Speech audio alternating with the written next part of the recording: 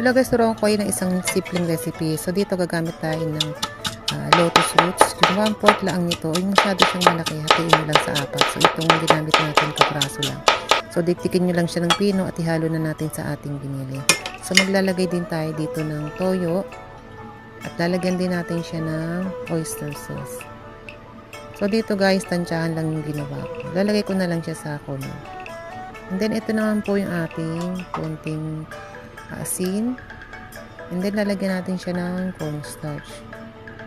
Mag-add din tayo ng konting asukal dyan. And then yung ating pamintang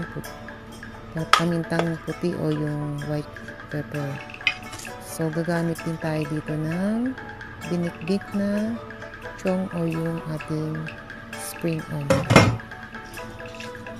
Then kailangan siya ay masahing mabuti para humalon maigi yung ating tinimpla na mga toyo at oyster sauce. So yan, babalutin natin siya gamit itong tofu skin and then i-steam natin siya ng 15 minutes. After na ma-steam natin ng 15 minutes, palalamigin lang natin at lagayatin natin siya ng bite size lang. And then piprituhin natin siya sa mainit na mantika.